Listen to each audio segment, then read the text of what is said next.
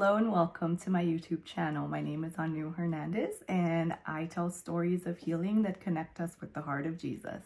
In today's video, I'm going to be talking about the origins of my faith and take you back to my childhood when I was growing up in India and give you a little insight to about how my own personal relationship with Jesus started. So I was raised in a Christian home. We were very much exposed to Jesus growing up.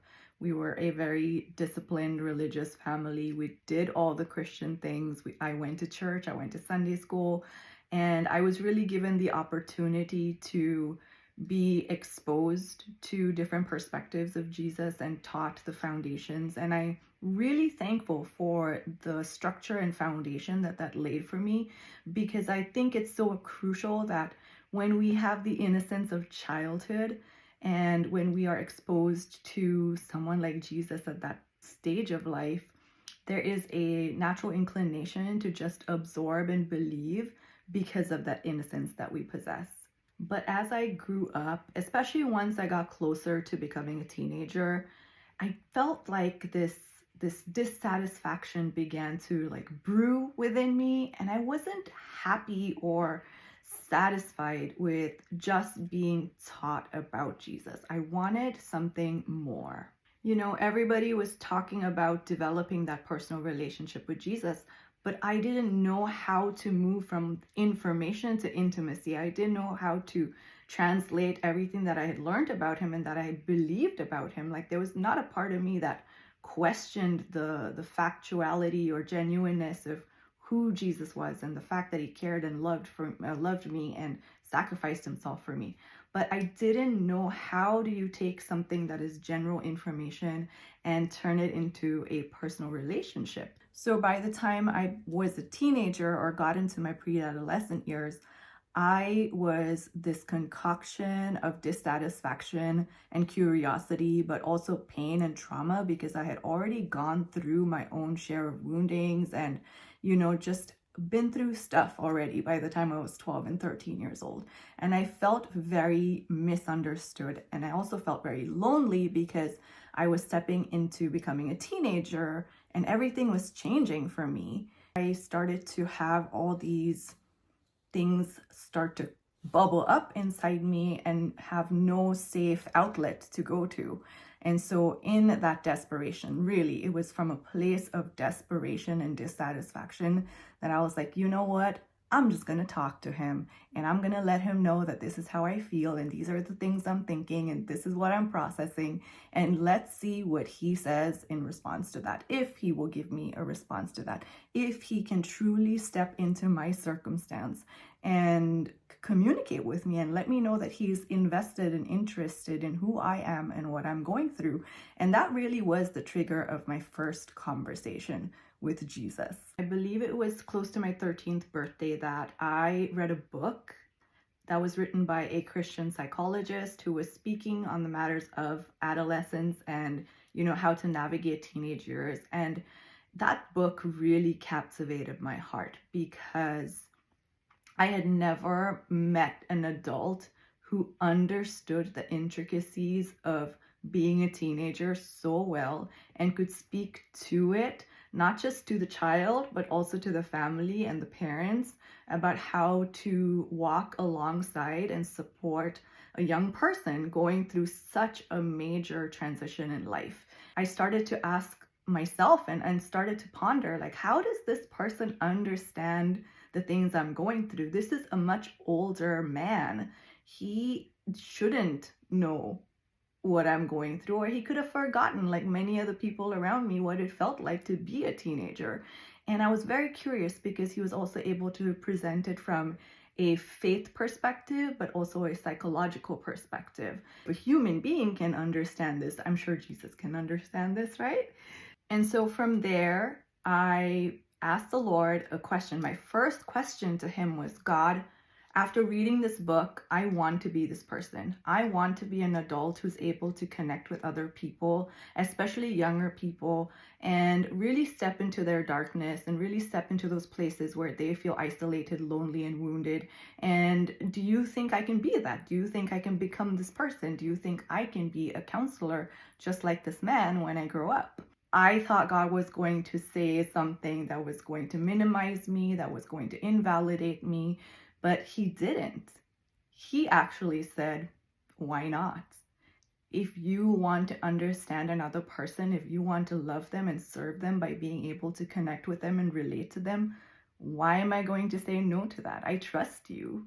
I was like, God, is that really you telling me that this is okay? Because I don't know if you know it, but I'm just 12 years old. I'm barely a teenager. And you're saying you trust this decision that I want to become this person when I grow up and serve and love other people this way.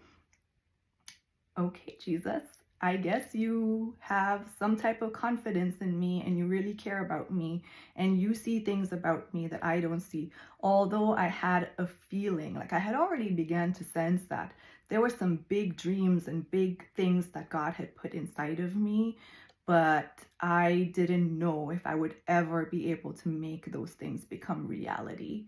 And so this really kick-started that process of me knowing that I could ask Jesus questions. I could go to him and I could ask him these little things. Like, even though he was the king of the universe and the ruler of all the stars and planets and galaxies, he actually cared.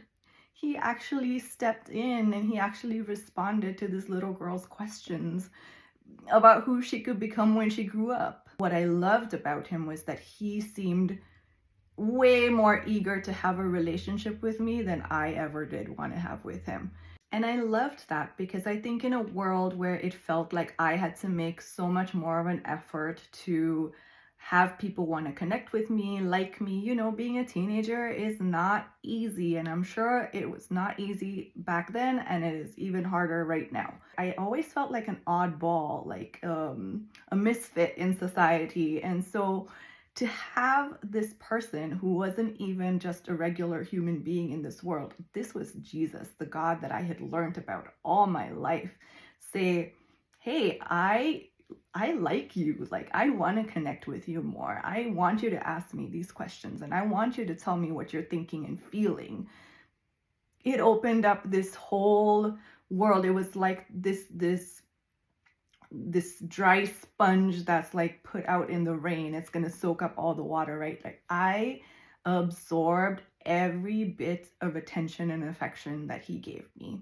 And so I just kept going back to him, and I just loved how much he loved connecting with me, and he cared about me, and he communicated that. He never held back or, played games with me or, any of the things that we come across in human dynamics. I just didn't expect to receive such an overflowing amount of love from him because of my experiences in the world and what it had already kind of taught me about my place in it. And it felt like Jesus just gave me the opposite version of that. And he just gave me this little special corner on his lap to sit on and do whatever I wanted to with him and ask him whatever I wanted to, and experience life from his lap, really. Like, just sit with him and experience life and build that connection with him. And so over time, it was that got me, going back to him. It was that very thing that convinced me that if I was ever going to believe in a God or have a relationship with any type of divine being, it was going to be him. And so today I really want to encourage all of you to, wherever you are, whatever you're going through, take that chance and ask Jesus. Just put it out there and he will speak to you. Like, he speaks so many amazing creative languages, and he knows how he has framed you, how he has designed you, and he will step into that space and he will answer you in a way that he knows you will get it. All right. Before I go, I just want to tell you about a book that I wrote. It is called But Jesus, The Journey of a Half-Grown Human and a Divine Being. And it really does capture most of the conversations and things that I, questioned and asked God growing up through my adolescent years and my young adulthood years, and really captures just how he spoke into such crucial, fundamental foundation parts of my being and purpose in this world. And I will leave a link in the description below so that you can take a look at it. If you want to buy it, it's available on Amazon, Barnes & Noble, and also Westbow Press. So I will leave links to all of them. And I hope you enjoyed today's video, and I will see you in the next one. All right, have a wonderful day. Bye-bye.